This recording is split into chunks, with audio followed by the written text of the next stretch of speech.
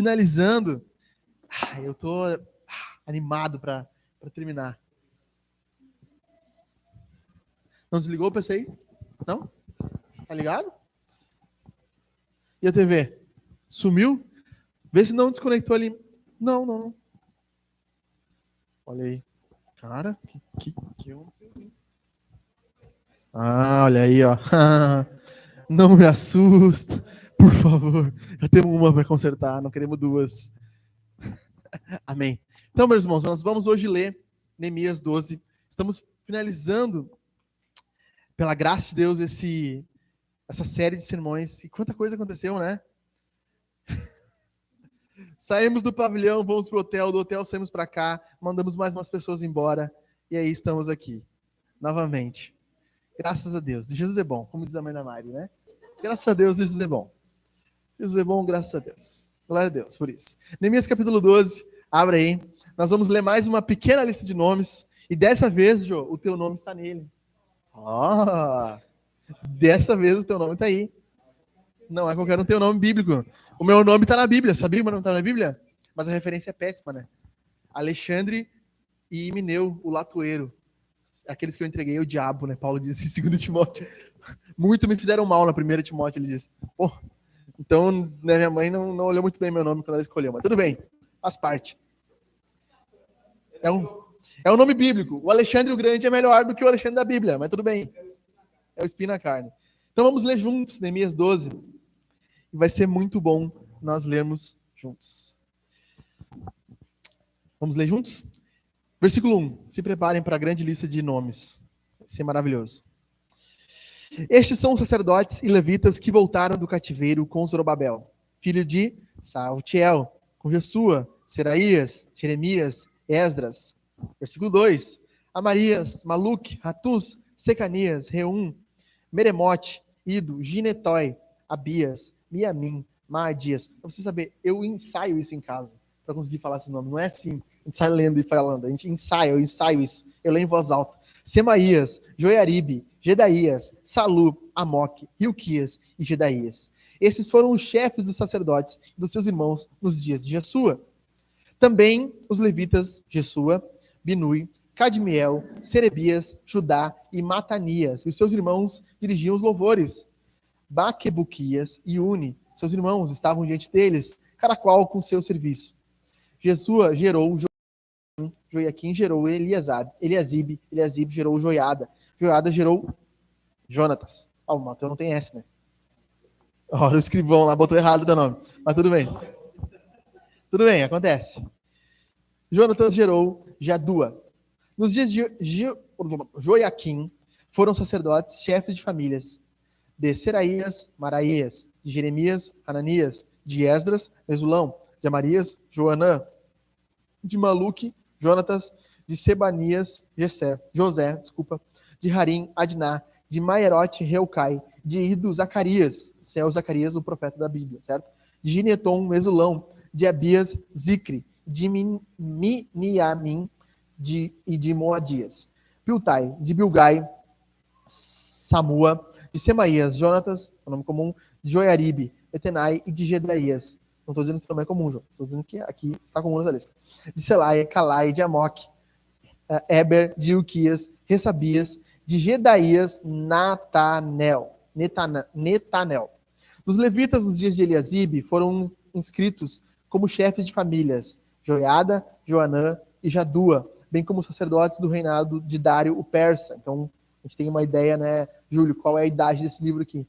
Os filhos de Levi foram inscritos como chefes da família do livro de Crônicas, até os dias de Joanã, filhos de Eliasibe. Os chefes dos levitas foram Rasabias, Serebias e Jesua, filho de Cadmiel. Os irmãos deles ficavam diante deles para louvarem, darem graças, segundo o mandado de Davi, homem de Deus, coro contra coro, Matanias, Baquebuquias, Obadias, Mesulão, Talmon e Acube eram porteiros e guardavam os depósitos dos portões.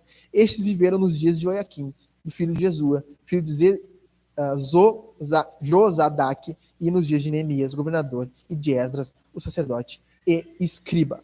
Provavelmente esse primeiro trecho aqui, as pessoas concordam que não foi Neemias que escreveu, alguém introduziu essa lista de nomes aqui. Versículo 27. É que já que estava no capítulo 11 falando dos nomes, no 12 incluíram essa outra lista de nomes. Dedicação das muralhas, versículo 27. Na dedicação das muralhas de Jerusalém, procuraram os levitas em todos os lugares onde estavam morando para fazer vir a Jerusalém, a fim de que fizessem a dedicação com alegria, louvores, canto, símbolos, liras e harpas. Reuniram-se os cantores, tanto da campina, dos arredores e de Jerusalém, como das aldeias de netofatitas, bem como Bet Gilgal, e dos campos de Geba e de Asmavete, porque os cantores tinham edificado para si aldeias nos arredores de Jerusalém. Ficava mais fácil, né? Os levitas ficarem ao redor para servirem no templo, eles tinham escalas, então eles ficavam próximos de Jerusalém. Os sacerdotes e os levitas purificaram a si mesmos e depois purificaram o povo, os portões e a muralha. Então ordenei que as autoridades de Judá subissem sobre a muralha e formei 2 grandes coros em procissão. Um deles foi para a direita, sobre a muralha, em direção ao portão do Montouro. Atrás deles ia Rosaías e a metade das autoridades de Judá, Ezarias e Esdras, Mesulão, Judá, Benjamim, Semaías e Jeremias. Também alguns dos sacerdotes com trombetas, Zacarias, filho de Jonatas, filho de Semaías, filho de Matanias, filho de Micaías, filho de Zacur, filho de Asaf, e seus irmãos, Semaías, Azarel, Milalai, Gilalai, Maai, Netanel, Judá, Hanani, com os instrumentos musicais de Davi, homens de Deus, Esdras e os escribas iam na frente deles. À entrada do portão da fonte, subiram diretamente as escadas da cidade de Davi, onde a muralha se eleva por sobre a casa de Davi, até os portões da água e do leste. Estão juntos? Mais um pouquinho só, para terminarmos. Vocês viram, na direita estavam os melhores, né? Vamos ver agora da esquerda. Segundo como foi, na direção oposta, eu segui com metade do povo sobre a muralha, passando pela torre dos fornos até a muralha larga. E desde o portão de Efraim, passaram por cima do portão velho, do portão de peixes, pela torre de Hananel, pela torre do Sem, até o portão de Gado.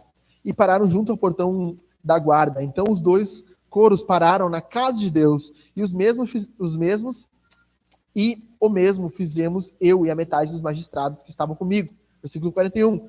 Os sacerdotes Eliaquim, Maacéias, Miniamim, Micaías, Elioenai, Zacarias e Hananias iam com as trombetas, e também Maacéias, Semaías, Eleazar, Uzi, Joanã, Malquias, Elão e Ézer. E os cantores se faziam ouvir sob direção de Jesraías. No mesmo dia, ofereceram grandes sacrifícios e se alegraram, pois Deus os havia enchido de alegria. Também as mulheres e as crianças se alegraram, de modo que a alegria de Jerusalém podia ser ouvida de longe. Versículo 44. Manutenção dos sacerdotes e levitas. Ainda no mesmo dia, foram nomeados homens para as câmaras dos tesouros das ofertas, e das primícias e do dízimo, para recolherem nelas, dos campos ao redor das cidades, as porções designadas pela lei para os sacerdotes e para os levitas, porque o povo de Judá estava alegre por causa dos sacerdotes e dos levitas que ministravam ali. E executavam o serviço do seu Deus e o serviço da purificação. Também os cantores, porteiros, faziam o seu serviço. O Rafa aqui, né? Rafa é cantor e porteiro, né? Então, segundo o mandato de Davi, seu filho Salomão, pois já no passado, nos dias de Davi e de Asaf, havia chefes dos cantores, cânticos de louvor e ações de graças a Deus. Todo Israel, nos dias de Zorobabel, nos dias de Neemias, dava aos cantores e aos porteiros as porções de cada dia. Também consagrava as coisas destinadas aos levitas, e os levitas consagravam as porções destinadas aos filhos de Arão. Jesus, cara, como... Eu deveria receber aqui um glória a Deus só por conseguir ler isso aqui com vocês, né? É uma loucura, né? Amém. Então, temos só mais um sermão em Neemias. E hoje de manhã eu postei no Instagram, né? Acordei com uma sensação de que nós estávamos pregando a coisa certa no tempo certo, né? Nada é por acaso, debaixo do governo de Deus. A nossa cidade passa pelo momento crítico de reconstrução, não só a nossa cidade, nossa região inteira. Estamos vendo o que basicamente existia nos tempos de Neemias. Esses montouros de lixo, essa cidade revirada, barro por todo lugar. Essa é a visão que Neemias teve. Sabe Roca Salles ali destruída? Essa é a visão que Neemias teve quando chegou em Jerusalém. A cidade destruída. E nos incomoda ver isso, né? Nos incomoda, nos entristece, mas pensa que os judeus estavam há 140 anos vivendo assim. Para eles aquilo ali era o comum. Então, sabe, nós estamos vendo os desastres, a gente estava caminhando, eu e a Jaque, essa semana, e uma mulher na rua, assim, conversando. Pá, guria, parece um filme de terror. E a Amanda, pai, o que é o filme de terror? Filha, é a cena do desastre, como as coisas estão acontecendo e tal. E realmente ontem nós fomos lá, né, Jô? Eu e a Mari fomos na casa de um rapaz aqui em Lajeado levar algumas doações. E, cara, horrível assim, né? A situação horrível. E tu vê as pessoas perderam tudo. Casas destruídas, pessoas sem nada. E o que mais se fala no dia 7 de setembro foi falado isso, né? Vamos reconstruir o vale. E a gente tem falado nessa série de Neemias sobre reconstrução. A palavra, na verdade, assim, o nome dessa série ia ser Reconstrução. Daí ia ser sob o título Neemias. A gente mudou para Neemias e como Deus reconstrói as nossas vidas. Então, o que nós vamos ver aqui nesse capítulo 12 é como Deus reconstrói uma cidade. Basicamente, como Deus reconstrói uma cidade. E o que nós podemos aprender nesse capítulo. Observe uma coisa. A palavra de Deus ela é perfeita. Nós cremos isso, amém? A palavra de Deus, a Bíblia é a palavra de Deus, certo? A Bíblia é a palavra de Deus. Alguns dizem que ela contém, não. Ela é a palavra de Deus. E Deus organizou a Bíblia de uma forma que a disposição que ela fosse escrita fizesse sentido para nós. E a disposição que ela foi escrita, ela foi disposta pelo Espírito. Se o Espírito ditou as palavras aos profetas, né? Aí a gente vai dizer se ele ditou, se as pessoas tinham. Ok, é um outro debate. Mas o Espírito Santo inspirou homens a escrever dessa forma. E nós vemos uma lista incontável de nomes, desde o capítulo 11. E a gente pensa assim, cara, por que a Bíblia tem tantos nomes? Por que a gente vê tantos nomes de pessoas assim? Novamente no capítulo 12, eu sentei e me desesperei quando eu comecei a ler os comentários. O que eu vou falar para essas pessoas? Eu fiquei pensando, Deus, por que a gente não pode pregar outra coisa?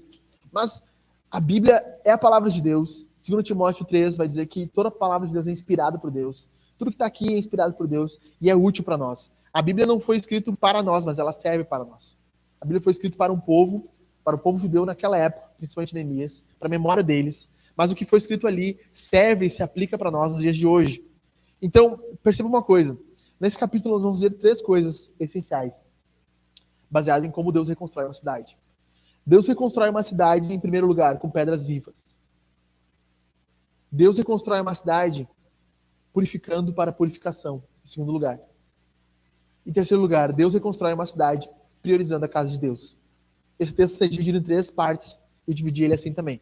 Então, perceba comigo o primeiro ponto. Deus reconstrói uma cidade. Como Deus reconstrói uma cidade? Com pedras vivas. Do versículo 1 ao versículo 26 é o que nós lemos aqui. A cidade estava reconstruída, os muros estavam elevados. No capítulo 11 nós vimos que as pessoas estavam se destinando a morar em Jerusalém. Mas, para nós reconstruirmos uma cidade, nós não precisamos só de edificações, meus irmãos. Não só precisamos de um prédio, de uma igreja, como temos aqui. Não precisamos só de um local. Existem inúmeras igrejas que têm prédios lindos e não tem ninguém, não tem vida nenhuma lá dentro. Só um prédio. Ela já foi no passado algo que hoje ela não é mais.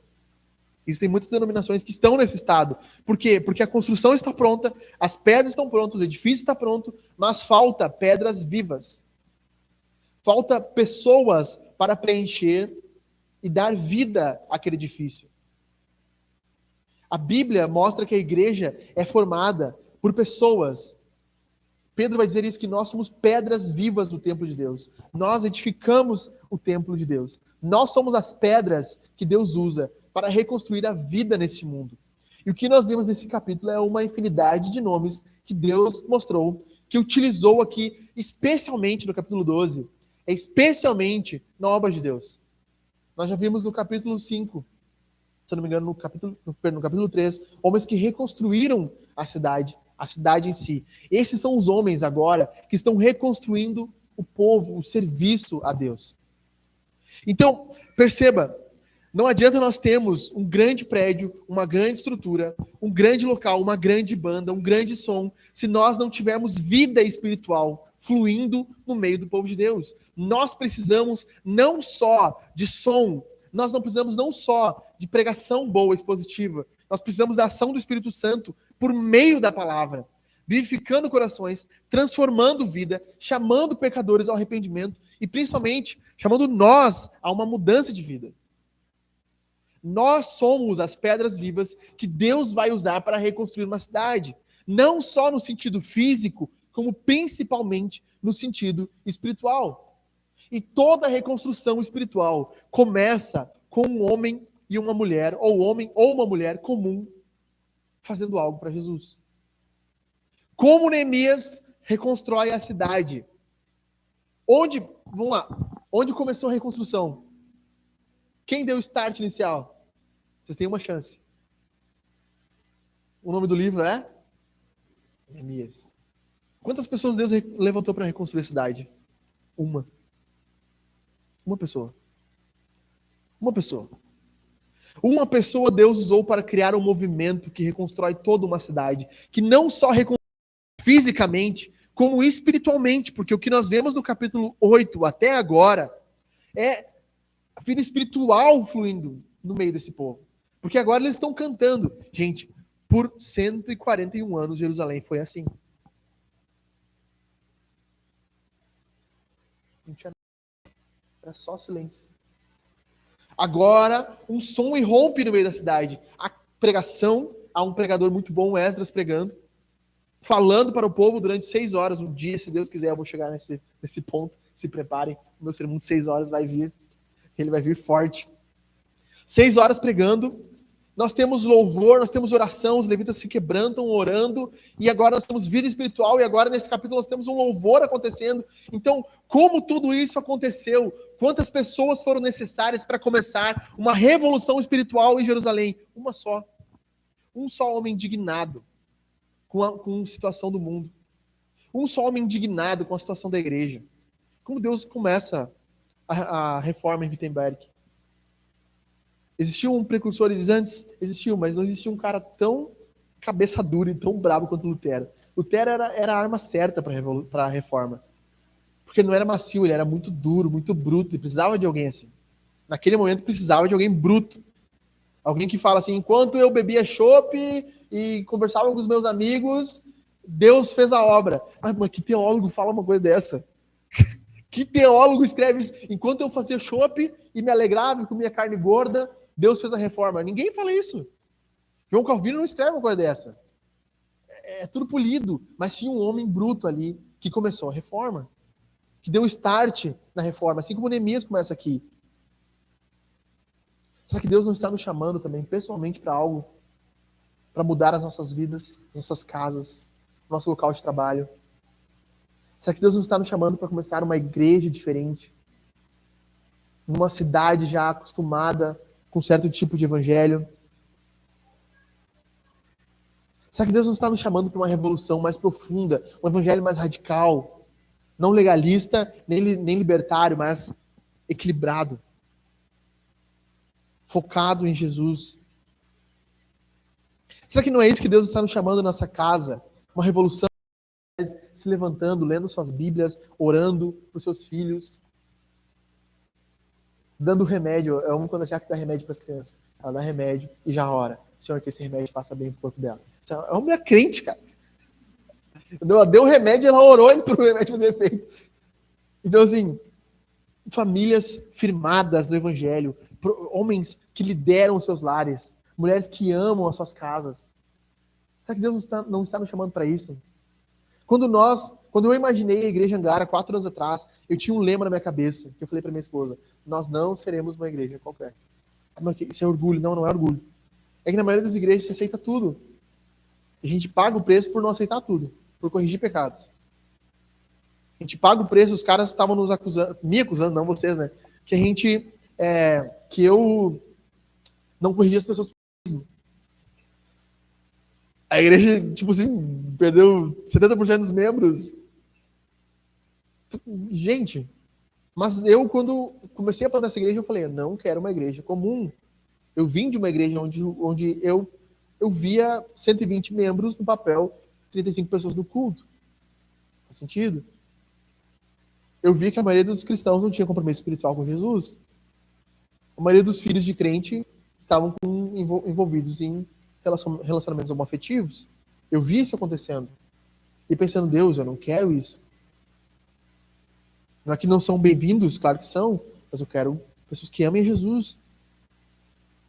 Que tomem a sua cruz e sigam Ele. E Deus começa a colocar esse sonho no meu coração, no coração do Jô, quando a gente compartilha, no coração da minha esposa. E começamos a imaginar uma igreja assim, sonhar com uma igreja assim. E pagar o preço por ser uma igreja assim. Óbvio que sim. Natural. Não esperaríamos algo diferente. Para nós sermos usados por Deus como pedras vivas, nós precisamos de duas coisas, meus irmãos. Presta atenção nisso. Primeira coisa que nós precisamos, ser moldados pelo construtor. Deus não vai pegar nenhuma pedra que ele não pode moldar, que ele não pode transformar, que ele não pode mexer no coração. Deus vai tocar na tua ferida, vai tocar nos seus pecados, vai tocar nos teus erros, vai tocar nos lugares que você acha mais sagrado para ti, nos teus ídolos. Nos teus ídolos, nos ídolos do trabalho. Sabe, o pastor Jack estava compartilhando comigo essa semana. Ouça essa história, para vocês verem como Deus trabalha no meio da igreja. E como pessoas saírem da igreja é normal. Uma outra coisa que segue a mesma coisa. Essa semana, um irmão lá na Vintage compartilhou na igreja que ele estava sofrendo perseguição no trabalho, porque ele tinha uma escala de domingo e ele não queria faltar o culto. Então ele estava se opondo a trabalhar no domingo para poder ficar com a igreja. Eles queriam que ele trabalhasse. Ele já faltava um final de semana por mês, mas eles queriam que ele trabalhasse mais. Ele falou: não, cara, não tem, é um final de semana, só não consigo. E ele colocou no grupo lá: irmãos, orem por mim, porque lá no meu trabalho eu estou sofrendo essa pressão e eu não posso ceder, e se eu ceder, eu vou acabar sendo demitido. Se eu ceder, eu vou acabar perdendo culto, a vida espiritual vai esfriar, etc, etc. Aí uma outra família, um outro irmão, olhou aquilo e falou assim: cara, tu postou isso aí indireta pra mim.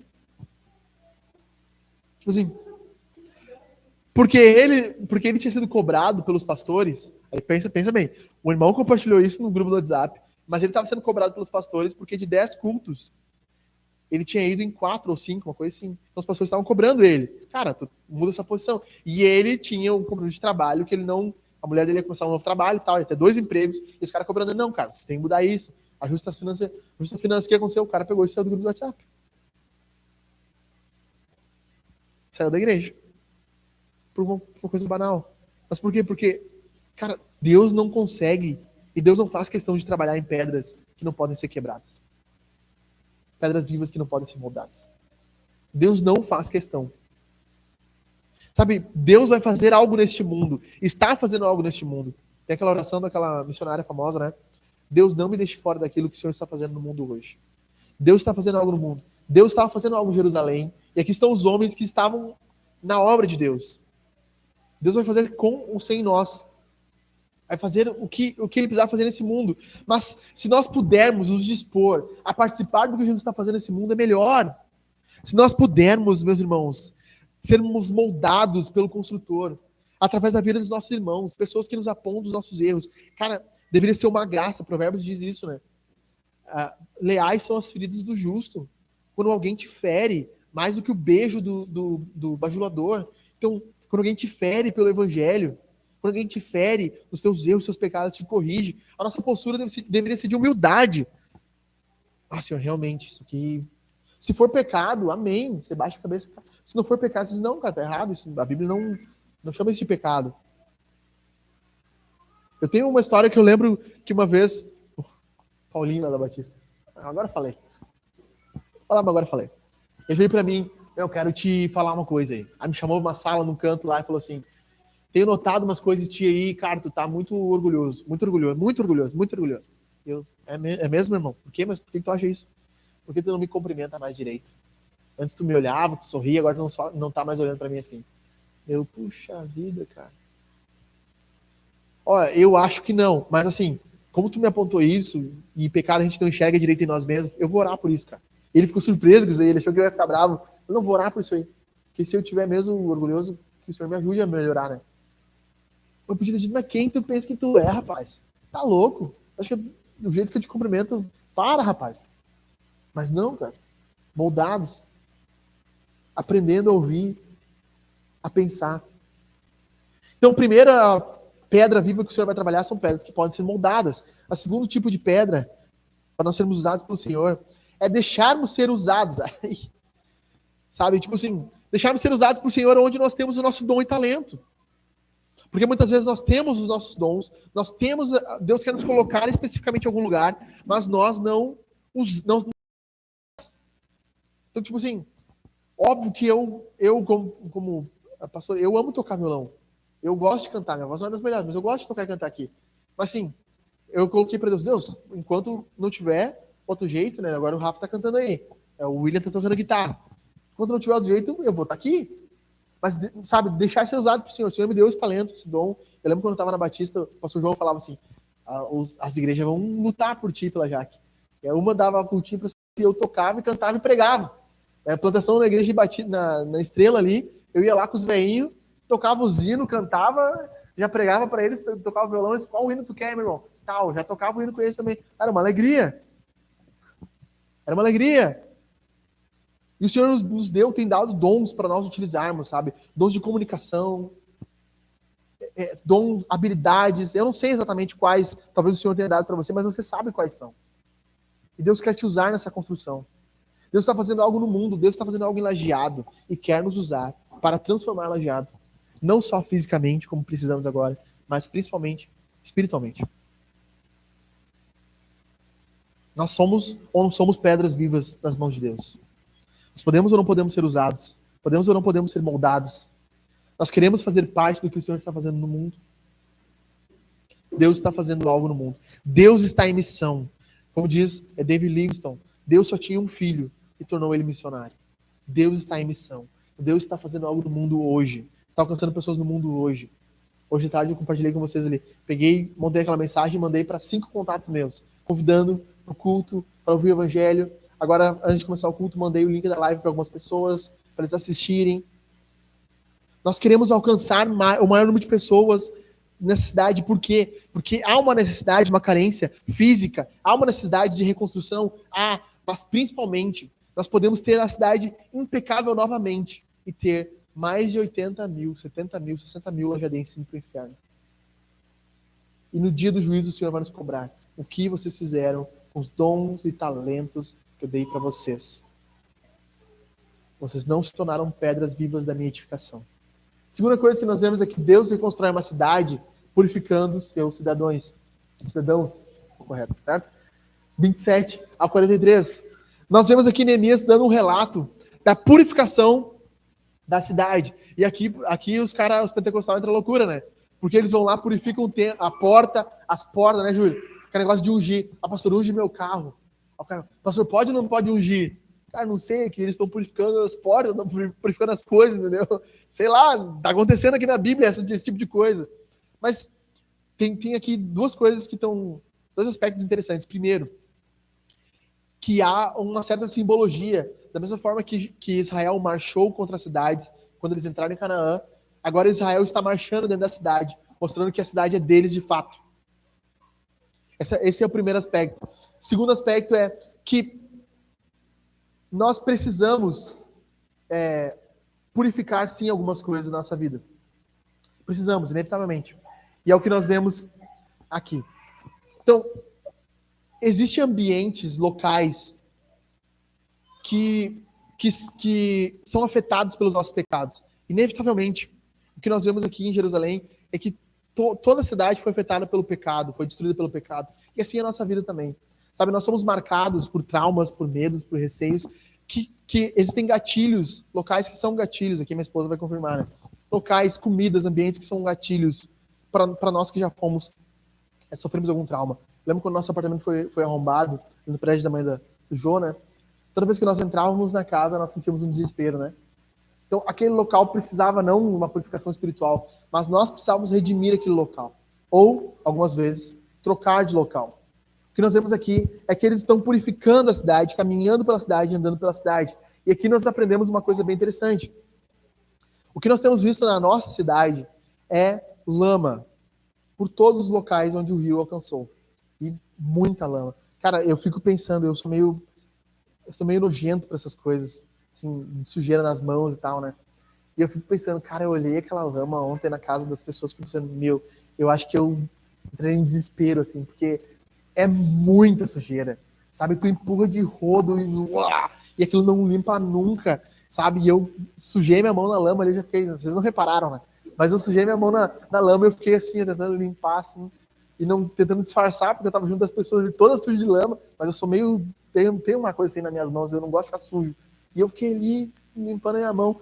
E sabe, da mesma forma, Deus purifica os nossos corações da lama do pecado.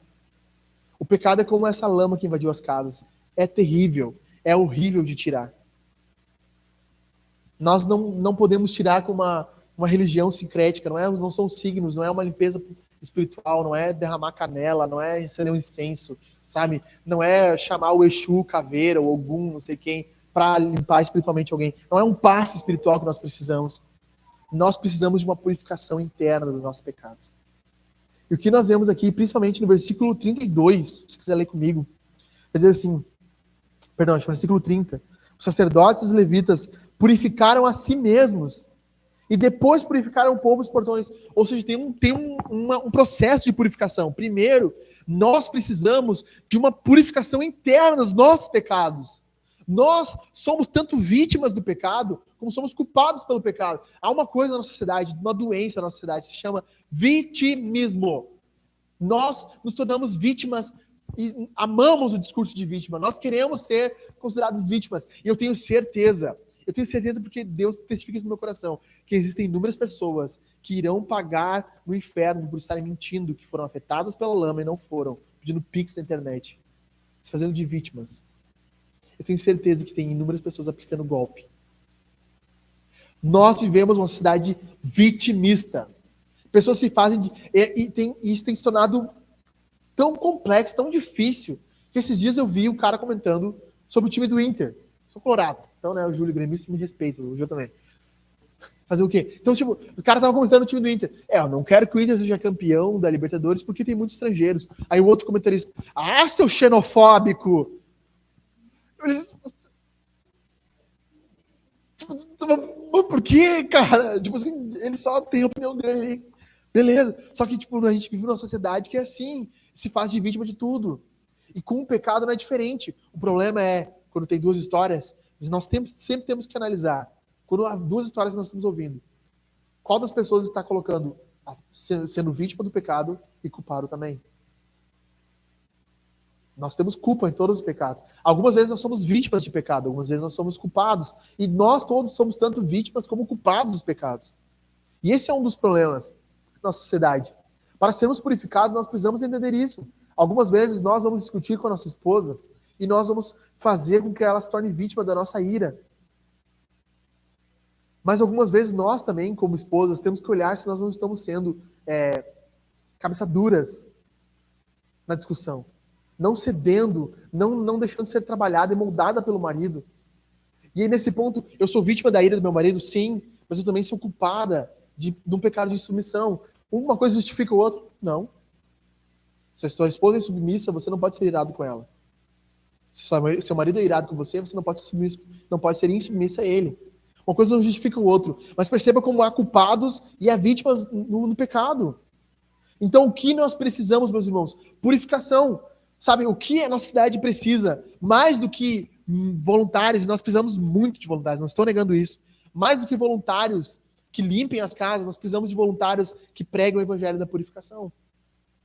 Nós só poderemos ser limpos dos nossos pecados se nós confiarmos no sangue de Jesus, porque é Ele que nos lava e nada mais. Amém? Posso ouvir um glória a Deus? Nós somos uma igreja então, né? Glória a Deus. É Jesus que morre pelos nossos pecados, é Ele que nos limpa, é o seu sangue que nos lava dos nossos pecados, é Ele que nos purifica. Então aqui os sacerdotes purificaram a si mesmos. Primeiro eles receberam a purificação, e provavelmente alguns comentaristas vão dizer que eles se lavaram na água da purificação, um símbolo lógico do batismo, muito lógico do batismo, e também um símbolo lógico da purificação que Deus viria a fazer por meio de Jesus. Para nós purificarmos uma cidade, meus irmãos, nós precisamos primeiro ter os nossos pecados purificados por Jesus. Nós temos que ter essa convicção. Nós temos um Deus lavador de lama de pecados. Um Deus que pode chegar numa casa e limpar ela. O processo pode ser difícil? Pode. Mas Deus faz. Então nós precisamos ter esse senso, porque quando nós somos purificados, nós podemos purificar a outras pessoas com o Evangelho. E nós podemos purificar outras coisas. E Paulo vai dizer isso. Lá em Tito, se não me engano, para os puros tudo é puro. Está em Tito capítulo 1. Você pode conferir. Quer dizer que tudo é lícito? Não. Quer dizer que para aqueles que são puros, a atitude de ter sido purificada, sua mente renovada em Jesus, eles conseguem redimir o mundo. Redimir as coisas. Um filme não é impuro porque ele é um filme. Sabe? Ele consegue olhar um filme, redimir aquele conteúdo daquele filme. Consegue olhar, ouvir uma música. As pessoas ainda estão se perguntando, em 2023, se existe música do mundo. Sério. Óbvio que existe música ruim no nosso mundo, mas existe música ruim também no meio cristão. Então, olha só, os cidadãos são purificados. O que os cidadãos purificados fazem? Em primeiro lugar, eles purificam tudo. Tudo que eles tocam, o ambiente onde eles estão, eles trazem a beleza do evangelho no seu trabalho, na sua casa, com seus filhos. Paulo vai dizer que o marido santifica a esposa e que os filhos são santificados pelo pai e pela mãe. Cara, que loucura é isso? Para os presbiterianos, foi mal aí, gente. Para os luteranos, sabe o que acontece? O filho ele é incluído nessa purificação como os pais santificam o filho quando eles batizam a criança, quando pequeno. Para os presbiterianos, basicamente isso, tá? Para os luteranos também. Para os judeus, essa ideia da circuncisão. Mas a ideia que Paulo tem na mente dele é que quando um homem e uma mulher santificados estão juntos, os seus filhos se tornam mais santos. A sociedade onde eles estão inseridos se torna mais santa. Por isso, quanto mais nós dominarmos a cultura, mais nós espalharmos o evangelho, mais nós tivermos cristãos. Isso aconteceu com Jonathan Edwards no século XVIII. Mais nós teremos uma sociedade que vai amar o seu próximo, cuidar do seu próximo. Os Estados Unidos foi fundamentado sobre isso, sobre valores e éticas cristãs. Então, primeiro de tudo, os purificados, eles purificam tudo. Tudo que eles tocam, tudo que eles fazem, eles têm uma mente purificada. Jesus usa a vida deles para purificar onde eles estão inseridos. Segunda coisa que eles fazem, eles cantam alto. Purificados, eles dão um testemunho cantando. Sabe, a Bíblia vai dizer, eu achei isso fantástico no Warren Wiersbe, 3 vezes em que as vozes foram ouvidas em todos os locais. Primeiro, nós vemos em Esdras, em Esdras, acho que é capítulo 7, se não me engano, que vai falar sobre o clamor dos judeus. O clamor deles foi ouvido para fora dos arraiais da cidade. Nós vemos em Neemias 9, na oração também, é o texto paralelo. E nós vemos aqui em Neemias 12, quando ele diz que para fora da cidade dava para se ouvir o cântico das pessoas. 50 mil cidadãos agora estavam cantando de alegria. Como os purificados vivem, o que eles fazem, o que eles comem. Sexta-feira, no Globo Repórter. Não, na Bíblia, em Neemias, os purificados, eles cantam alto. Eles louvam a Deus. Sabe, o povo de Deus é marcado por cânticos. E cânticos espontâneos, que fluem do coração, mãos levantadas, boca aberta, louvando o nome de Jesus, testemunhando a graça de Deus. É isso que eles estão fazendo aqui, estão cantando. E nós precisamos cantar com mais força. Nós podemos ser poucos aqui na igreja agora, como já fomos uma vez, mas uma coisa que sempre me espantou, já que está de prova, é como o som ressoava naquela galeria. Nós tínhamos 5, 6, e nós cantava, parecia que tinha 20. Cantava muito alto, muito forte. As crianças cantando, nós cantando. Por quê? Porque os purificados cantam. Eles têm um motivo para cantar. Como disse Tiago, você está triste, coloque louvores, cante louvores. Nós precisamos cantar alto, em bom som. Nós fomos alcançados. Cara, se o evangelho, se Jesus não te anima a cantar, deu, acabou. Acabou, não tem. Vai embora, sai da igreja, não tem o que fazer. Não tem. Se um homem que morreu na cruz no teu lugar, pagou pecados, te purificou dos seus pecados mais sujos, não te anima a cantar, acabou, não tem. Eu posso aqui virar uma cambalhota aqui, pintar uma nariz de palhaço, me vestir de Batman, você sabe outra lagoinha, né? Isso é outro lugar que acontece. Posso cheirar a Bíblia aqui pra vocês. Se isso não motivar vocês a cantar, não tem. Se a morte de Jesus não fazer vocês cantar, tava lá John Wesley, dentro do barco, o tempestade alcançando, e os malditos morávios no meio da tempestade, cantando. E ele diz, o que tem esses caras? Como é que eles podem cantar e eu não consigo? Eu estou me tremendo de medo. E ele pergunta, o que vocês têm? Nós temos Jesus. Nós temos Jesus. Nós somos salvos. E eles podiam cantar. Nós precisamos cantar mais alto, mais forte, azar dos vizinhos. Terceira coisa que os purificados fazem, os purificados alegram-se em Jesus. Para finalizar essa parte aqui, depois nós vamos ter mais uma ainda. Os purificados, eles alegram em Jesus. Por quê? Cara, se você for ler Neemias, é uma desgraça. É uma desgraça. É a cidade destruída. Neemias vai para a cidade. Pô, o cara vai fazer algo bom. O cara quer plantar uma igreja. Ele quer reconstruir uma cidade. Os inimigos ficam lá. Não, essa igreja aí não presta. O que Neemias está fazendo não presta. Esse cara é um maldito. Sambalate, Tobias, Gesem estão lá. Não, temos que matar eles. E chegando no povo, não, vocês não vão reconstruir. Eles vão pro povo e falam assim, não, vocês vão reconstruir essa muralha. Isso aí passa uma raposa, vai destruir. Isso é uma porcaria de uma muralha. Por que vocês vão fazer isso? Meu, eles passaram por tanta coisa até as muralhas estar prontas. Agora eles estão andando as muralhas. Eu tenho certeza que estão chutando as muralhas. Isso não vai cair. Nós estamos prontos. Deus fez muita coisa até o momento que eles estão cantando. Cara, quantas coisas nós vamos passar e temos passado como cristãos. E que nós podemos olhar para trás e dizer, Jesus, tu já fez demais. Nós estávamos na pior, Senhor. Nós não tínhamos nada. E tu já fez muito. E esse é o motivo que eles se alegram. Cara, esse versículo 43 aqui para mim é lindo. No mesmo dia ofereceram grandes sacrifícios e se alegraram, pois Deus os havia enchido de alegria. É uma alegria que vem de Deus. Também as mulheres e crianças se alegraram, de modo que a alegria de Jerusalém podia ser ouvida de longe. Eles falaram, cara, o que é esses malucos cantando? Eu imagino Sambalat, Tobias, Gésem, eu vi, cara, como pode? Esses caras estão ainda cantando, eles reconstruíram o muro. Eu não acredito.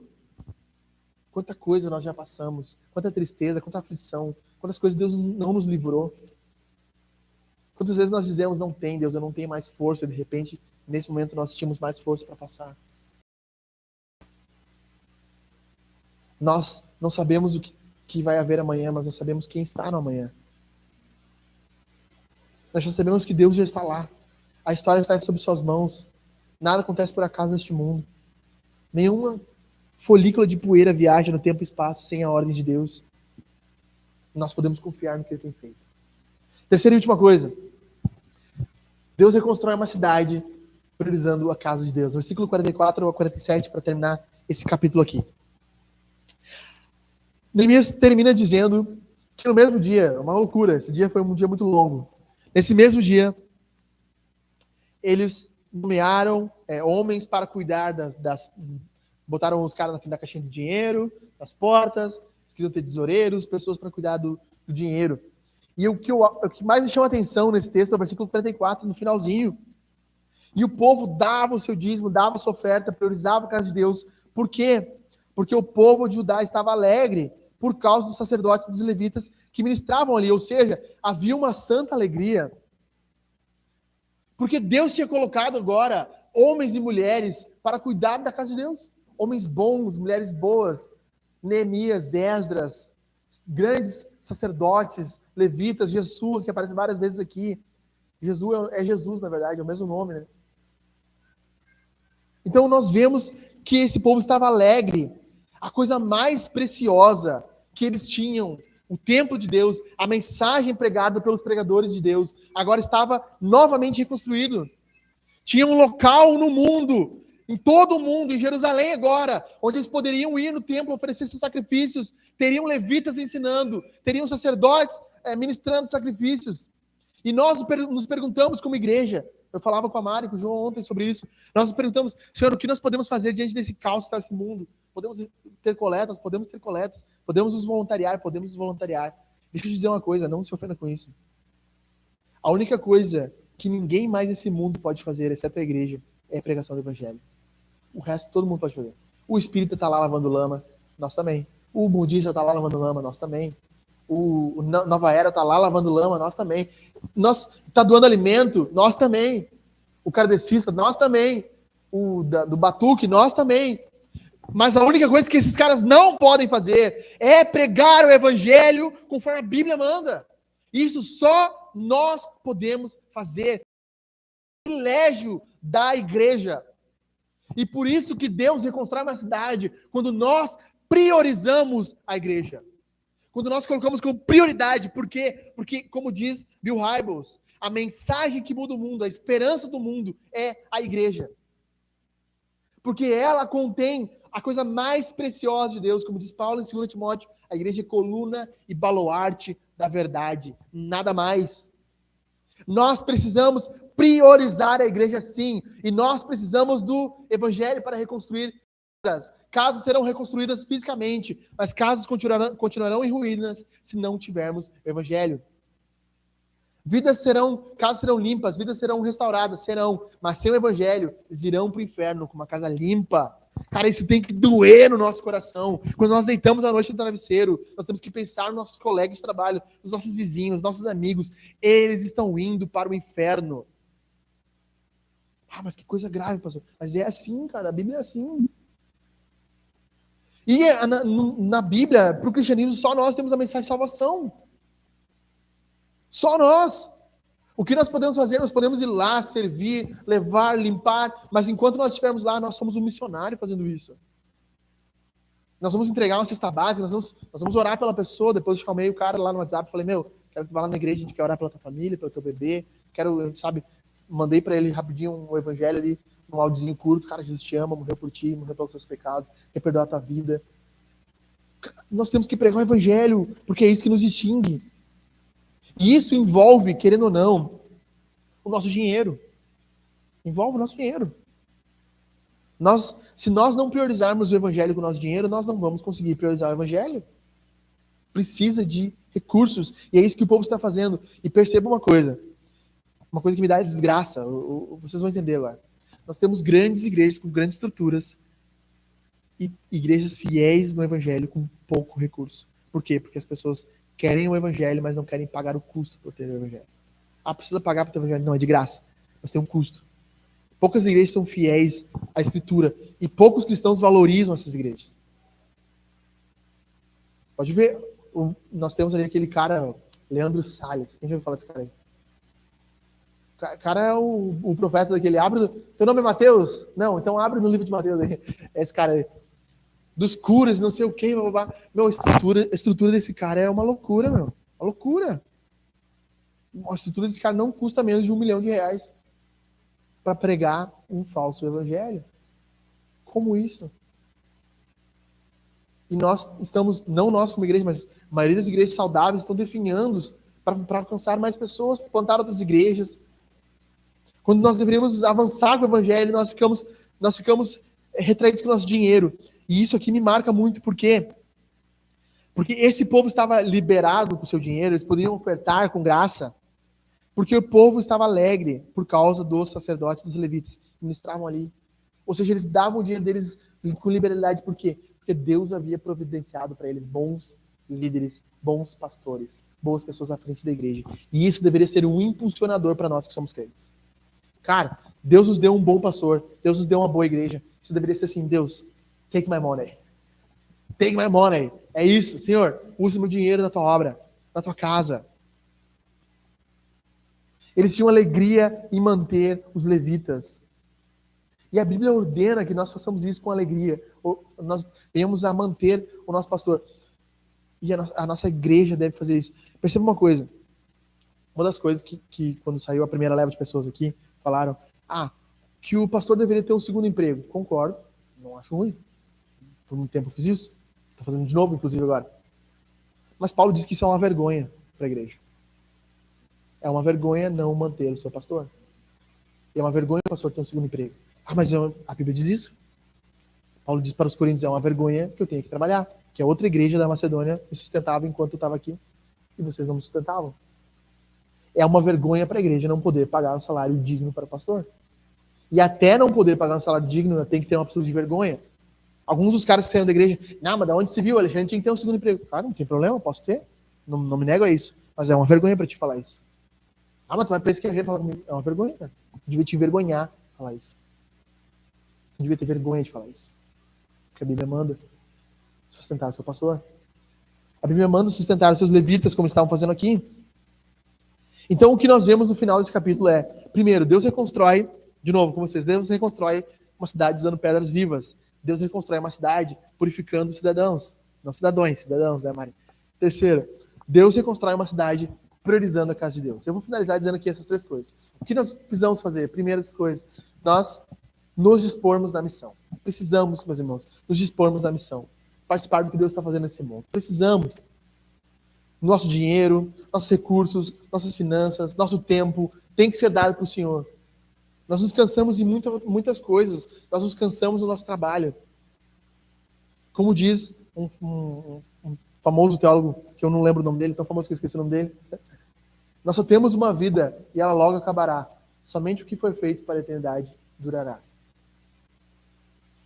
Eu li o comentário do Wesley falando sobre esse texto aqui, sobre o dinheiro, e ele dizia assim, né, que foi perguntado no enterro do senhor Roosevelt, presidente Roosevelt, foi perguntado o que ele deixou para os seus filhos. Não, quanto ele deixou para os seus filhos. E o coveiro disse, ele deixou tudo porque ele não levou nada. Quando nós morremos, não é o que nós temos, é o que nós somos. Paulo diz que quando o julgamento chegar, Deus vai julgar as obras. Ouro, prata, ferro e palha. E alguns vão ser salvos como que por fogo, como diz Paulo. Né? O que Paulo está dizendo ali? Quer dizer que vai chegar diante de Deus, mesmo sendo salvo, não tendo apresentado nada. Nada que impactou pessoas, que mudou pessoas. Quantas pessoas, quando Billy Graham chegou no céu, disseram, cara, foi esse cara que pregou para mim o evangelho. Foi esse cara que eu aceitei o evangelho naquele dia. Quantas pessoas vão chegar no céu e vão dizer, obrigado, Júlio, porque tu me pregou o evangelho, eu aceitei. Obrigado, Jaque. Porque tu falou de Jesus para mim e eu precisava e eu aceitei, estou aqui no céu. Obrigado, Mari. Sabe, quando tu pregou aquela vez para mim, tu orou por mim, impactou minha vida. Quantas pessoas vão poder dizer isso de nós na eternidade? Como diz Paulo, vocês são minha coroa, Paulo diz para os Tessalonicenses, vocês são minha coroa. O que Paulo está dizendo? Vocês são o meu tesouro diante de Deus. É vocês que eu vou apresentar diante de Deus. Vou dizer, cara, é a vida deles que tem mostrado. A minha obra, nos dispormos para a missão. Segunda coisa, purificar nossas vidas. Nós precisamos hoje abandonar pecados, atitudes que o Senhor tem falado no nosso coração, que nós precisamos mudar, coisas que nós precisamos transformar. Nós precisamos purificar não só os nossos pecados, mas purificar atitudes que nós fazemos, nossos ambientes em casa. Sabe, o ambiente em casa não pode ser um ambiente bélico, um ambiente de gritaria. Sabe, tem crianças que nós vemos que elas já estão acostumadas com grito nos lares, com discussão nos lares. Elas nem se importam, né, amor? A gente falava isso esses dias, né? Tem crianças que nem se importam mais de ambientes barulhentos e gritalhões, porque na casa dela é um caos. Tem crianças que não respeitam o pai, não respeitam a mãe, que nós vemos que não há um respeito mútuo dentro do lar. Nós precisamos purificar os nossos lares, nossas casas, nossas vidas, nosso dinheiro. Terceira coisa que nós precisamos fazer, terceira e última coisa, nós precisamos doar melhor os nossos recursos, tá? Doar melhor os nossos recursos. E aqui não estou falando só de dinheiro, meus irmãos. Não estou falando de dinheiro também, mas não só de dinheiro. Não é só sobre dinheiro. É sobre tempo, sobre talento, sobre força, sobre o que Deus tem nos dado como recurso. A parábola dos talentos não é sobre talentos, é sobre dinheiro, sobre recurso que Deus destinou a alguns homens. A um deu 10, a um deu 5 e a um deu 1. Sabe, ele não tem 5, mas ele tem 1. Ele pode multiplicar. Talvez você seja uma pessoa que não tem tantos talentos, mas Deus te deu alguma coisa, algum dom, algo nas suas mãos que você pode fazer e que Ele irá cobrar nos últimos dias. Eu quero falar isso aqui para vocês, para finalizar. A gente pode chamar as crianças, enfim. O pessoal que está nos acompanhando na live, o pessoal que não está aqui hoje no culto. No mês passado, aqui na Hangar, eu recebi R$ 1.000 e poucos a menos do meu auxílio. Ou seja, eu do meu bolso ofertei mais de R$ 1.000 para a igreja. Isso não pode ser assim mais. Porque se eu faço isso, minha casa... Então, eu estou abrindo mão de vários recursos meus aqui da igreja. Vários recursos meus. Não pode mais ser assim. Todos nós precisamos abrir e sangrar juntos. O que der para nós fazermos, temos que fazer. Como cristãos. Nós temos a bênção de ter 2 meses de aluguel que nós não precisamos pagar. Né, Jô? Mas, se eu não me engano, acho que o mês já foi. Próximo outubro nós não pagamos. Em novembro nós vamos pagar o primeiro aluguel. E até lá, muita coisa tem que mudar. Muita coisa tem que mudar. Eu não posso, de novo, como vou ter que fazer esse mês, falar para o dono da minha casa lá que eu vou atrasar o aluguel. Não posso. Mais um mês. As coisas não podem ser assim. Nosso visitante fiquem tranquilo, tá? Vamos com vocês. Vamos com os membros aqui da igreja. As coisas não podem ser assim mais. Nós precisamos doar melhor os nossos recursos. A gente tem doado, graças a Deus. Mas talvez nós precisamos um pouco mais. Não é só sobre recursos, mas é sobre meios de conseguir recursos também. Então, vamos vender lanche, vamos fazer uma rifa, não sei. Talvez nós precisamos levantar mais recursos. O que não pode mais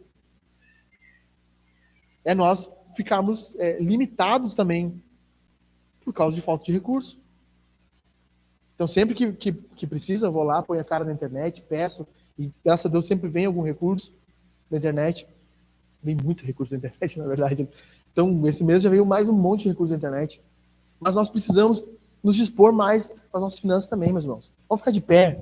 Falar de coisa boa, falar de TechPix. Nós vamos encerrar aqui cantando.